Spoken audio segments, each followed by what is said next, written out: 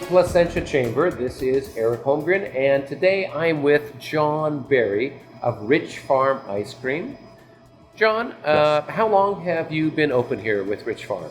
We've been open 3.5 years. We opened on June 6, 2016, and it's been growing great ever since. Very good. And John, is this your first business? This is my first business. I was a salesman before this for about 20 years and decided to go into the ice cream business. Okay. And as you know, with our chamber chats, we're talking to business people about some of the lessons they've learned with their business or a wisdom that they could share. So tell me, what were some of the challenges you had starting an ice cream business here in Placentia? Probably the biggest challenge you always hear is location, location, location. You hear that cliche whenever you're starting any business. And for us, it was that.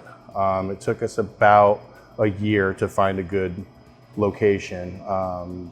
We were getting treated as if we were an upstart company.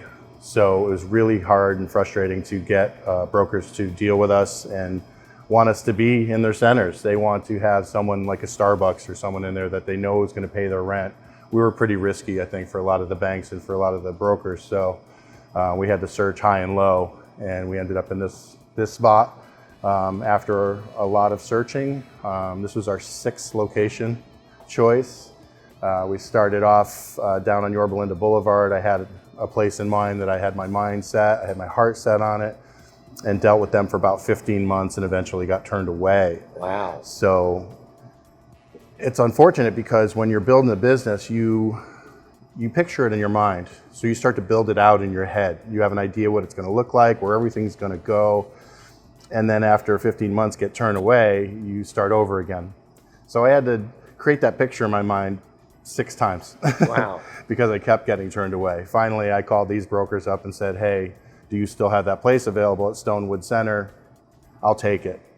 And we went and got some breakfast. I had a lease in my hand the next day, signed it, and signed a 5-year lease. And here we are. We were off to the races and ready to go and started this venture.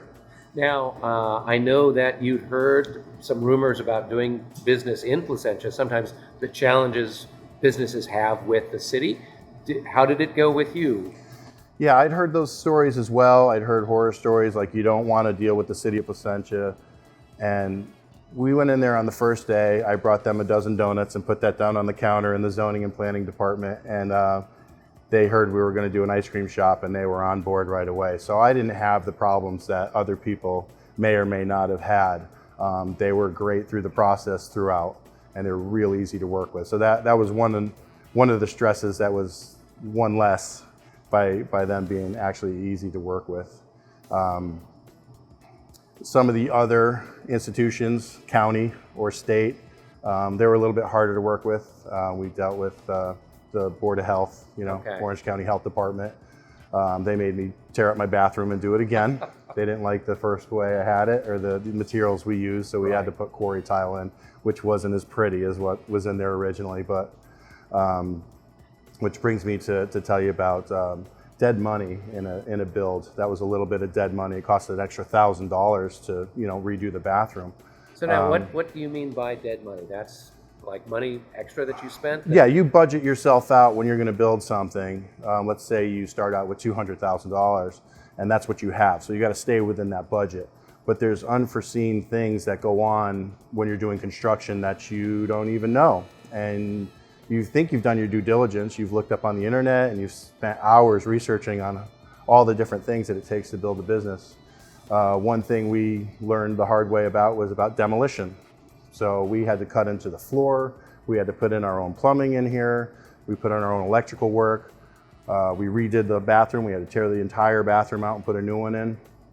So all that demolition, all that stuff had to come out. So that was a couple $1,000 that we didn't. Wasn't part of the original plan. Okay. So that was one thing. When we got approved for the loan, I got the money in July of 2015. So we actually had the money a bit too early. I probably shouldn't have taken the money until we had signed the lease. So I had been making payments on the loan for about 6-7 months. So that's and you didn't have a place to invest. Didn't have a place to invest it in. So once again, that was more money lost. So I figure we had about $26,000 of dead money in the project, unfortunately. We made it work. We got the place open. I had to change a few things along the way. I bought some used equipment instead of new. I bought a 3-door refrigerator instead of my big, nice walk-in. And I figured, well, let's get going. Once we get going, we start making money, we can invest back into it. And every dollar we've made in here, we've poured back into the business. We've bought new freezers, we bought new machines, deep freezers, and we've just been growing right along. So we can store a couple hundred tubs of ice cream in here now, whereas at first we could do about 25 in the back, and that was about it. Now, so to kind of wrap things up with the idea with the location, this was not your first choice for a location. Right. When you were looking at the other locations, they had other businesses, foot traffic, things like that. Yeah, your anchor stores, your great parking, freeway access, a lot of walk-through traffic. That's what you want. That's your hope and goal when you're starting out. Well, all those come with a price.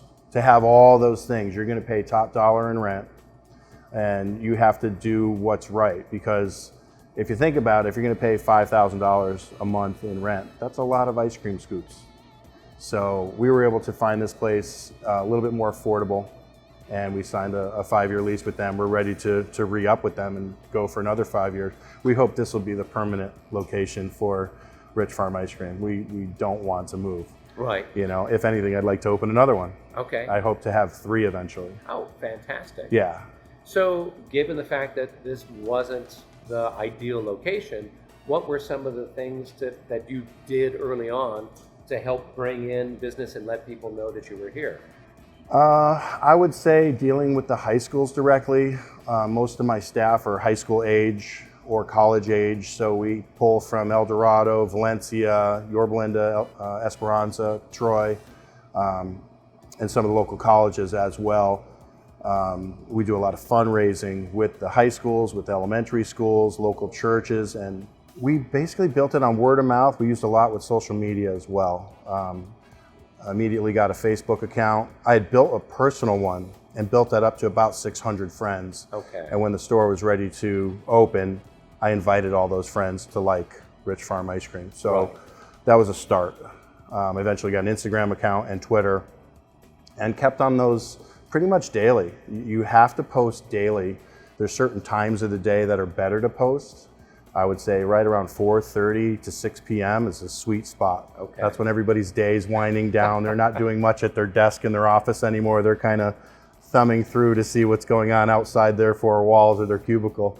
So that's kind of a prime time to do your posts and get people's attention, especially because you're right around dinner time. Okay. You want them to start thinking about dessert.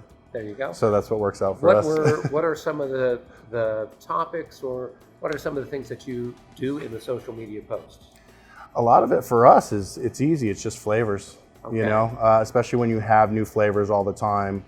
I'm constantly designing flavors on my own. Rich Farm has another 150 specials that I can pull from. If I get writer's block or I can't come up with anything, I can always pull from them. I rarely pull from them though. Once you get started making your own ice cream flavors, you just keep coming up with ideas. It never ends. You can make anything with this. And you're doing those posts on a daily basis? Yeah, probably several posts a day. Okay. That's what I would recommend, is to do a couple a day. You want to keep yourself fresh in people's minds. You don't want them to forget about you.